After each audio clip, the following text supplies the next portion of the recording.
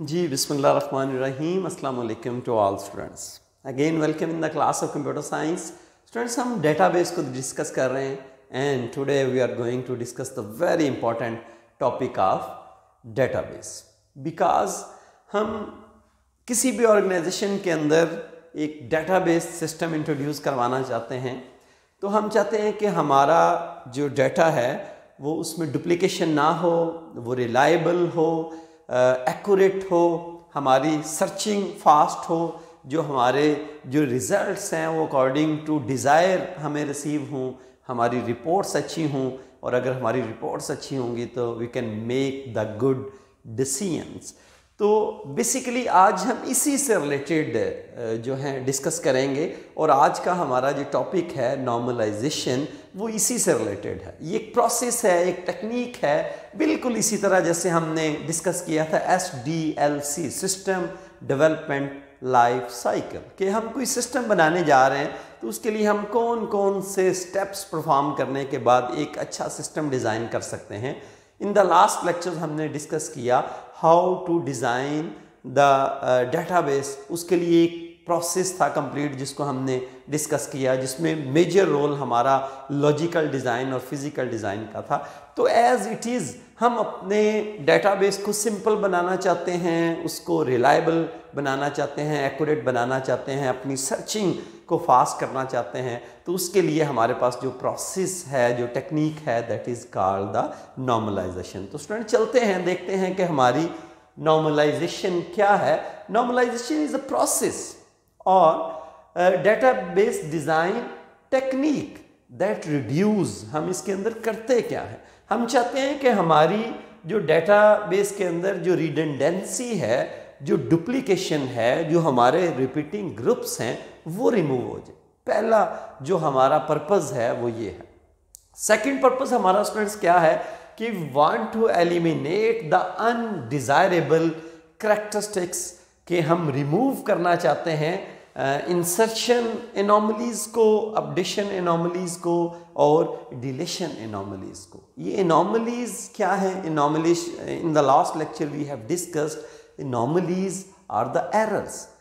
और ये प्रॉब्लम्स हमें कब जो है फेस करने पड़ते हैं स्टूडेंट्स, कि जब मैं अपने डेटाबेस के अंदर डाटा एंटर करना चाह रहा हूँ और वो प्रॉपर एंटर नहीं हो रहा, उसके लिए मुझे कुछ एक्स्ट्रा डाटा या डमी डाटा एंटर करना पड़ रहा है। सो मुझे इंसर्शन एनॉमली फेस करनी पड़ती है, और अपडेशन एनॉमली स्टूडेंट्स मुझे कब फेस करनी पड़ती है कि मैं अपने रिकॉर्ड को अपडेट करूं और उससे मुझे कोई प्रॉब्लम हो, इनकंसिस्टेंसी प्रॉब्लम हो, कि उसमें मैंने एक जगह पे तो डाटा को चेंज कर दिया लेकिन बाकी डिफरेंट जगह पे मेरा डाटा चेंज नहीं हुआ। तो that is called the updation anomaly.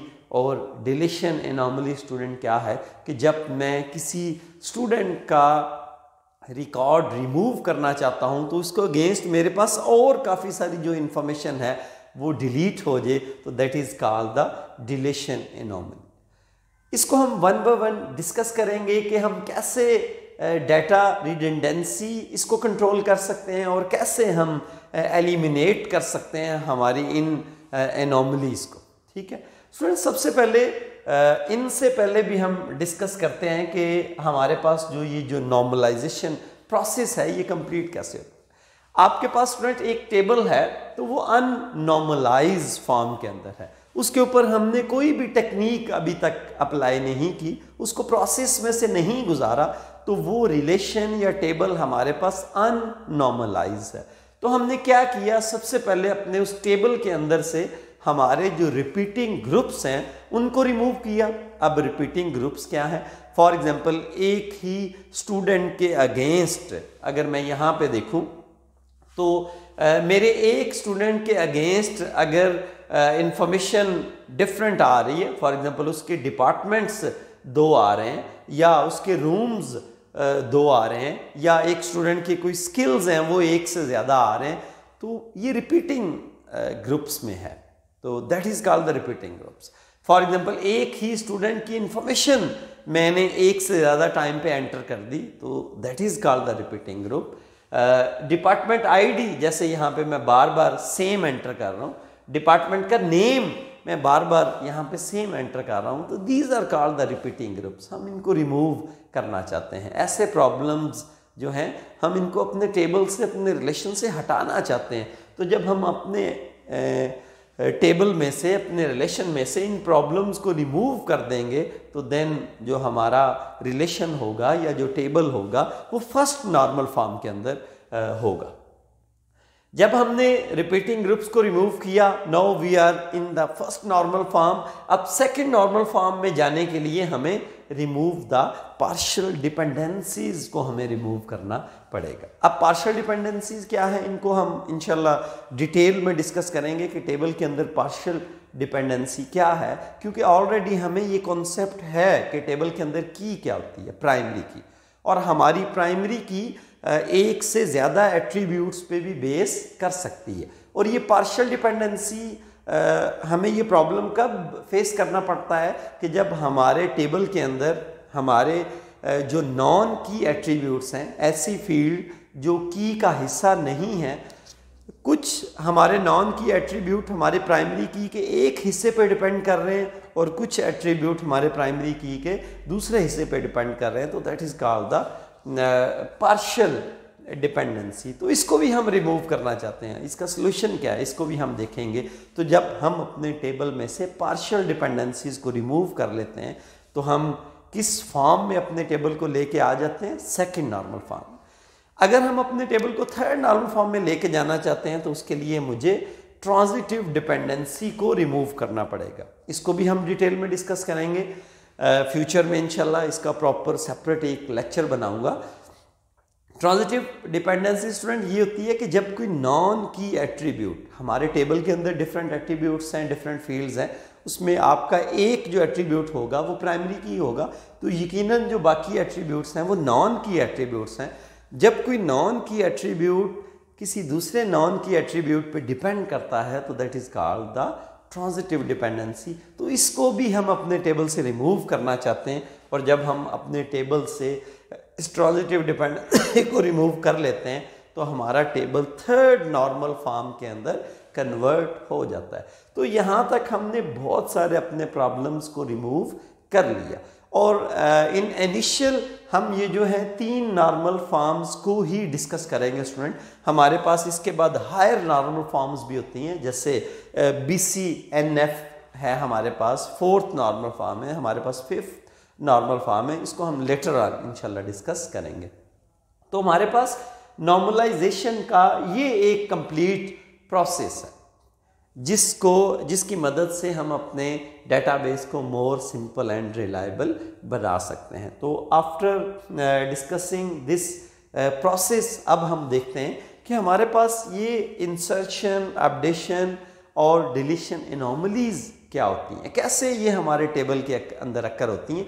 Basically ये तब अक्कर होती हैं जब हमारे टेबल का जो साइज़ है वो लार्ज हो, हमारे उसमें एट्रीब्यूट्स या फील्ड की तादाद ज़्यादा हो, तो तब हमें इन प्रॉब्लम्स को फेस करना पड़ता है। फॉर एग्जांपल देखते हैं कि हमारे पास एक टेबल है जिसकी फील्ड्स हैं student ID, student name, department ID, department name और उस डिपार्टमेंट की बिल्डिंग और उसके रूम्स।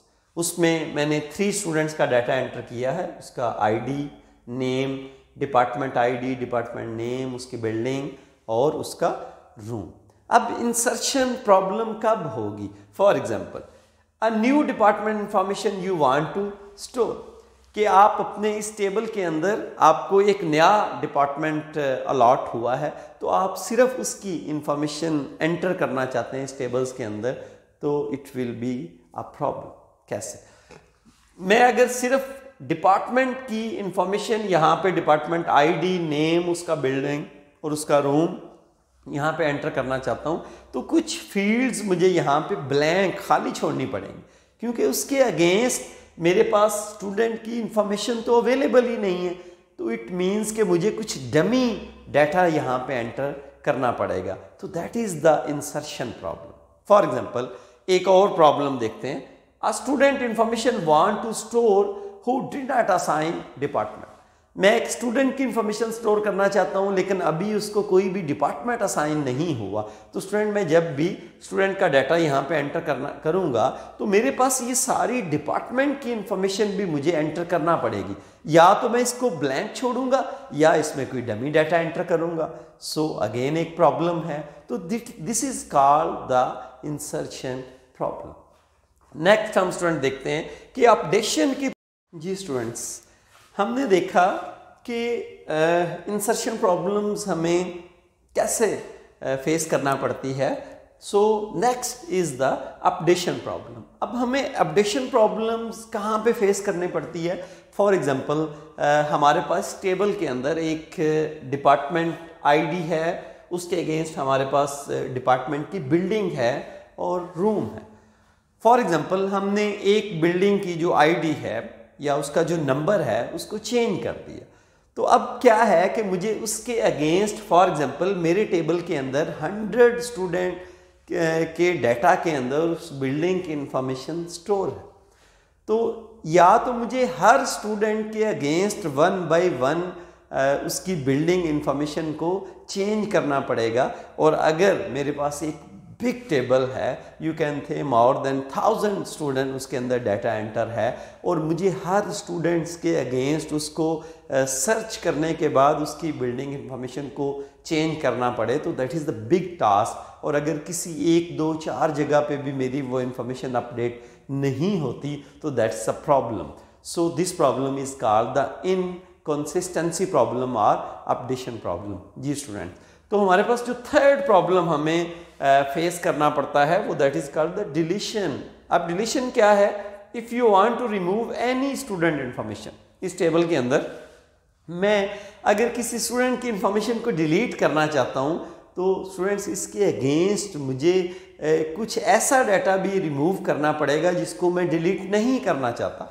फॉर एग्जांपल मैं यहाँ पे अगर एक स्टूडेंट का रिकॉर्ड रिमूव करना चाहता हूँ तो मैं उसका आईडी, उसका नेम तो यहाँ से रिमूव करता हूँ, इसके अगेंस्ट मुझे उस डिपार्टमेंट की इंफॉर्मेशन को भी रिमूव करना पड़ेगा।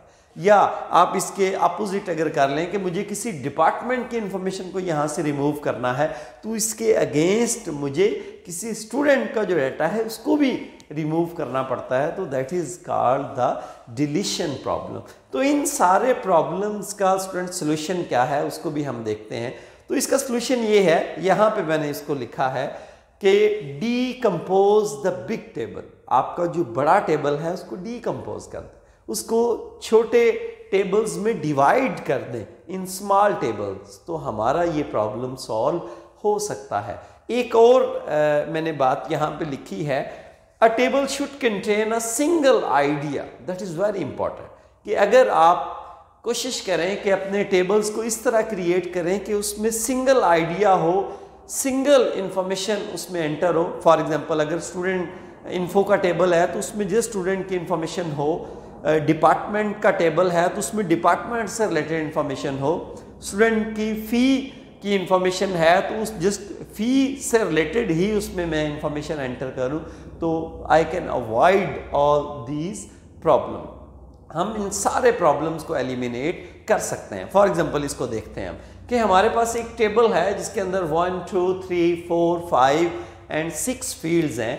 तो अगर मैं इसको डीकम्पोज करना चाहता हूं इस टेबल को, अगर मैं एक टेबल बनाऊं जिसमें स्टूडेंट आईडी, स्टूडेंट नेम और डिपार्टमेंट, उसका डिपार्टमेंट आईडी, ये एक टेबल बना लूं और दूसरा टेबल उसमें मैं डिपार्टमेंट आईडी, डिपार्टमेंट नेम, उसकी बिल्डिंग और उसके जो रूम्स हैं वो एक टेबल बना दूं। अगर इसको मैं 2 हिस्सों में डिवाइड कर लूं तो आप देखें कि जो फर्स्ट स्टूडेंट इन्फो का टेबल है उसमें मैं जिस स्टूडेंट से रिलेटेड इंफॉर्मेशन एंटर करूंगा, और जो सेकंड मेरा डिपार्टमेंट से रिलेटेड टेबल है मैं उसमें जिस डिपार्टमेंट से रिलेटेड इंफॉर्मेशन जो है उसको एंटर करूंगा। और नेक्स्ट फ्यूचर में अगर मैं इन दोनों टेबल्स को आपस में इनका रिलेशनशिप क्रिएट करना चाहता हूं तो with the help of department ID, क्योंकि ये जो एट्रीब्यूट है मेरा ये इस टेबल में भी है और इस टेबल में है, इस जो फील्ड की मदद से मैं इनका आपस में रिलेशनशिप क्रिएट कर सकता हूं। And already we have discuss what is the concept of relationship, what is the concept of the foreign key, हम ऑलरेडी इसको डिस्कस कर चुके हैं। तो स्टूडेंट आई होप कि आज का लेक्चर जो है आपने अच्छे से अंडरस्टैंड कर लिया होगा। आपने ये देखा कि हमारे पास नॉर्मलाइजेशन क्या है, हमारे पास नॉर्मलाइजेशन का कंप्लीट प्रोसेस क्या है, नॉर्मलाइजेशन में हम कौन कौन सी प्रॉब्लम्स को रिमूव करते हैं और वो प्रॉब्लम्स टेबल के अंदर कैसे अकर होती हैं, उसको हमने 1 बाय 1 डिस्कस किया। और इन द लास्ट हमने डिस्कस किया कि how we can solve these problems, उसका हमने यहाँ पे सॉल्यूशन भी डिस्कस किया। तो I hope you have to understand this lecture very well. इसके बावजूद भी if you have any problem you can write in the comments box. तो इंशाल्लाह मिलते हैं नेक्स्ट लेक्चर में, तब तक के लिए अल्लाह हाफिज़, थैंक यू।